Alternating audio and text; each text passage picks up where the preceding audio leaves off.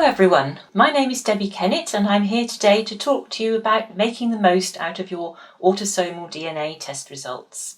So I'm going to be looking today mostly at using your results from Ancestry DNA. There are in fact 5 different companies now that offer DNA tests that we can use for family history purposes, but Ancestry DNA are by far and away the largest company. They have the biggest database, they've tested over 18 million people, and I'm now finding that most family historians that I come across in the UK have already tested at Ancestry DNA. We will be looking briefly at some of the other companies. You can also transfer your results to Family Tree DNA, to MyHeritage DNA and to Living DNA. And there is a 5th company called 23andMe who focus primarily on health testing. I won't have time to discuss them today, but they are a very interesting company, particularly if you are interested in getting the health reports. There are 2 different components to an Ancestry DNA test for family history purposes. The main reason for testing for our purposes is to get the matches with the genetic cousins, but with all the companies you will also get these ethnicity percentages, or admixture percentages as they're sometimes called.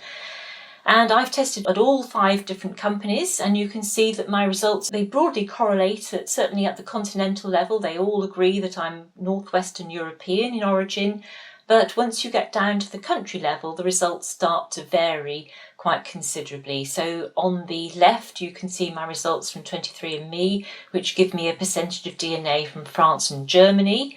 At the bottom of the page, I've got my results from MyHeritage, and I've got 9% Italian. At Ancestry DNA in the middle there, I've got a mixture of results from various Northwestern European countries. At Family Tree DNA at the top, I'm currently 100% British, and the one on the right is Living DNA, who specialise in giving regional breakdowns within the United Kingdom.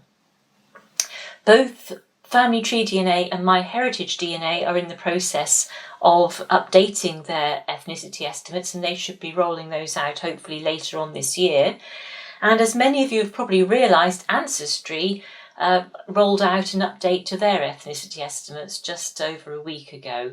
And that actually turned out to be a big surprise for a lot of people, as we suddenly had an influx of people with lots of English ancestry who were being assigned to Scotland. And I was no exception. All of my ancestors, apart from one great-great-great-grandparent, are from England. I have one Scottish great-great-great-grandparent. And my results came out with 34% Scotland. And for the first time I got some new assignments in Norway, Germanic Europe and Wales. So this was a surprise for me and for quite a lot of other people. But what I would advise you to do, first of all, is to have a look at the ranges that Ancestry give you for these results. And if we click through and see those ranges, you can see that you get a slightly different story. So for the top percentage, normally those are fairly reliable, the first reference population that they're matching you to. And here for my England assignment, there's a very tight range between 44 and 50%. But for Scotland, they say the range could be anywhere between 0 and 34%. And for some reason, they've chosen the percentage right at the top of that range. And then for Wales, they've chosen the midpoint in the range. And then we've also got Germany and Norway with very, very small percentages. And because so many people were with known ancestry from England were coming out with these high percentages of Scotland, and people who had no known ancestors in Scotland at all, Ancestry actually wrote a blog post to explain why this was happening. And I think part of it is because the reference population they're comparing us to is perhaps not as well chosen as it could be. There's a lot of toing and froing historically between Scotland and Ireland, particularly Northern Ireland. So it may be that the population is perhaps more representative of some Irish ancestry or Protestant English ancestry from Northern Ireland than it is from Scotland. But what they are suggesting is that anyone with English ancestry, you are likely to get different proportions of all these components. It does tend to vary according to regions. So if you are from, say, Northern England, you're likely to have more of the Scottish component than if you're from Southern England. Now these percentages, they change over time. And I've had, I think it's 5 different versions now from Ancestry. At one point I was only 21% Great Britain. When they updated the results in 2018, I suddenly went to 94% England, Wales and Northwestern Europe. They had 16,648 people included in their reference samples. They did another big update in 2019 when they went up to over 40,000 reference samples, and I changed to 80% England. And then in this most recent update, they've gone up to nearly 45,000 reference samples, and I've now gone down to 50% England. So we can expect to have one of these updates probably every year. You must expect the results to change, and I wouldn't set too much store by them, certainly for the smaller percentages, but the larger percentages, certainly the first population they match you to, that is generally fairly reliable. And I would imagine that this time next year we'll probably find that we're all a lot less Scottish than we are at the moment, and we may find that we're no longer Norwegian and Swedish. Now, the other part of the Ancestry DNA test, which is actually more interesting, the other part of the ethnicity estimate, is a feature which they call genetic communities or regions.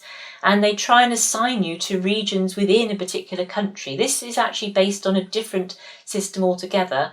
They are looking at people who are sharing large chunks of DNA, and they are then creating genetic networks of people who share these large chunks of DNA in common, and then they are looking at the family trees of all the people in the network, and they are finding that they can identify lots of different regional networks. So I've been assigned to 2 regions here, Dorset and Somerset, Gloucestershire, Wiltshire and West Oxfordshire, and both of those do align perfectly with my family history research. These regions generally represent ancestry within about the last 200 or 300 years.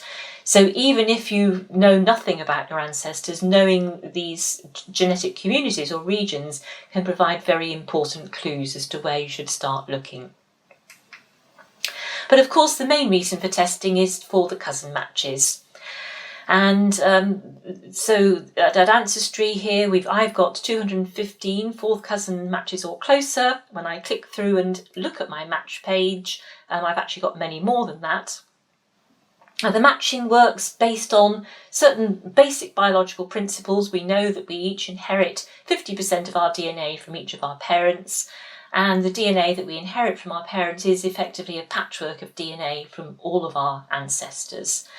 And then as we go further back in time, we share less DNA with our grandparents and with our great-grandparents. We can look at the amount of DNA that is shared between 2 people, and then we can make a prediction for the relationship based on the percentage of DNA shared, the number of segments shared, and the size of those shared segments. But for any amount of DNA shared, there's always going to be a range of possible relationships. So if you share 25% of your DNA, you could be matching as half siblings, or it could be, say, a grandparent-grandchild relationship. And the less DNA that is shared, the wider the range of possible relationships. We hope you enjoyed this video. If you did, please leave a like. To watch the extended, uninterrupted version, go to familyhistory.tv, link in the description. You will also find a host of talks from other experts on a variety of subjects. Don't forget to subscribe to get notified when these videos become available.